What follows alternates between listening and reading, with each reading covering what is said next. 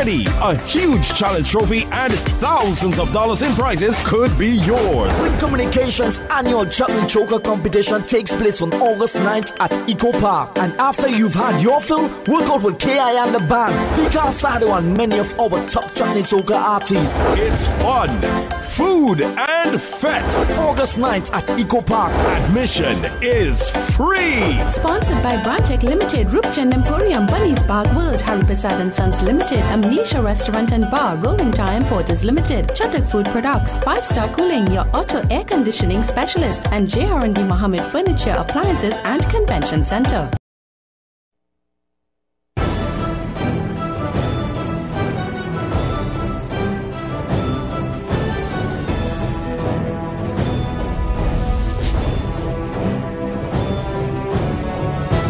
Welcome back, everyone. We're chatting with Mr. Ashaki Scott, the COP candidate for the constituency of San Fernando East. Focusing on the constituency a little bit now, what do you think are some of the key things that need to be looked at, some of the areas that you would focus on for development? Yeah, there are a lot of different things, areas, like performance spaces. I mean, currently in the San Fernando region, whether it's San Fernando East or West, we have Sapa, we have the Naparima Bowl, and we still need more spaces. So I see performance spaces as a key part of development in San Fernando East in particular, as well as sporting and recreational facilities, very important. Infrastructure, that will be an ongoing thing, you know, we will always need the box drains, the roads, that kind of thing. So it's, for me, the people of San Fernando East, I mean, they don't want anything, they don't want any pie in the skies, all right? Pie in the sky. But they really believe that the People's Partnership can take them forward. So I've been meeting with a lot of different groups over the past couple of days. We'll be canvassing certain areas this evening and beyond. And it's a wonderful opportunity to really listen, mainly to the young people, you know, and hear their different concerns. And I think they really have the confidence in our government, you know, for the next term. You know, recently, and over the years actually, there's been a reform of boundaries, for example. Do you think that has worked to your advantage or disadvantage as you go into the election? I think it has worked to the people's advantage, actually, because there is a new configuration of the boundaries in San Fernando East in particular, where there are a few polling divisions that came from Naparima and Orapush East. So, therefore, you know, the seat, based on the surveys we've been doing, it has become a marginal seat. And it gives you a lot more confidence going in. A lot more confidence going in, and I think the people are very excited by it, because I've been meeting with various groups, the business community and different organizations, social groups on the ground, and when they meet with me, they're like, OMG, you know, they're just excited because they understand the dynamics of the change in the boundaries and the opportunity that San Fernando East now has to be brought into government in this next term of the People's Partnership. You think you have a very realistic opportunity? Oh, yes, definitely a very, very realistic in bringing the seat home to the People's Partnership. So we have a lot of foot soldiers who are on the ground right now, and they're canvassing, they're bringing the information, and we're going full steam ahead. What have you done so far? I mean, in terms of work in the constituency, tell me a little bit about your campaign. Has it started? Yes. Where will you be? Okay, so currently we're outfitting the office. It's in Koke on the main road, a couple of buildings before the aquarium restaurant. So it's being outfitted as we speak.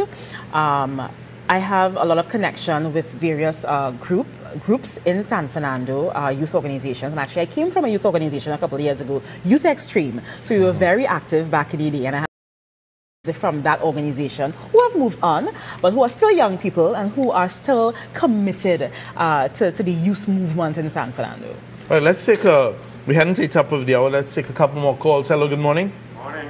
Where are you calling from, please? I'm calling from Pleasantville. Yes, please go ahead. Good morning. Morning.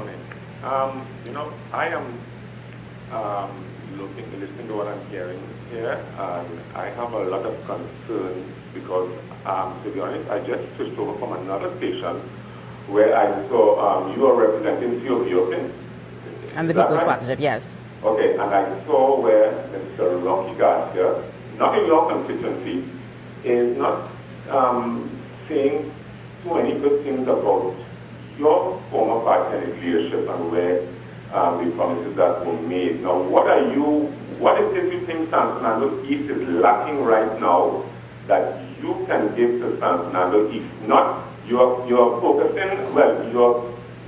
focusing about the changing the boundaries where you think you will get support from people who do not live in the area and did not live in the area, coming from another boundary into San Fernando East. So that will give you the edge. So what are you offering? Now, Criminal Bowl and the supper is not in San Fernando East. What do you think is lacking, and what are you offering right now in place of what's been there and been put in place by the former administration? Thank you. Thanks, Scholar. You know, when people talk about boundaries and all that kind of thing, you know, sooner, let's be real.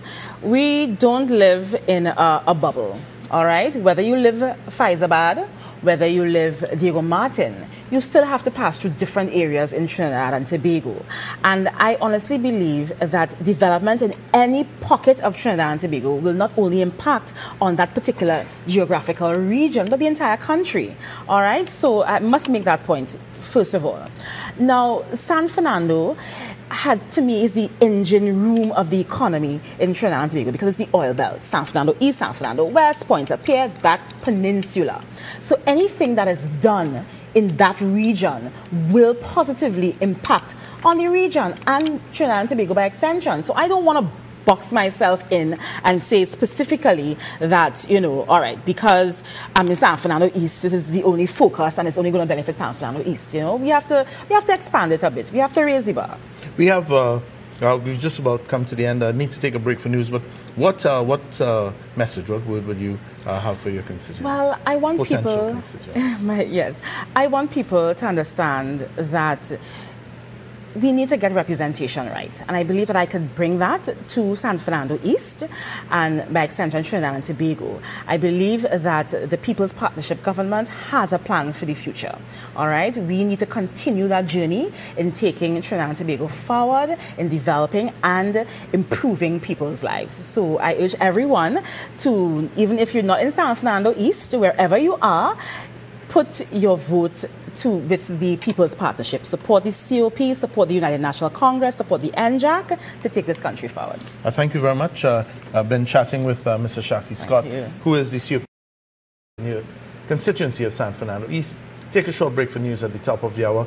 When we come back later on in our second hour, Mr. Nigel Reyes, the ILP candidate for Lopino Bonnet West, he will join me a bit later on as well. Do stay with us. We'll continue to take your calls also.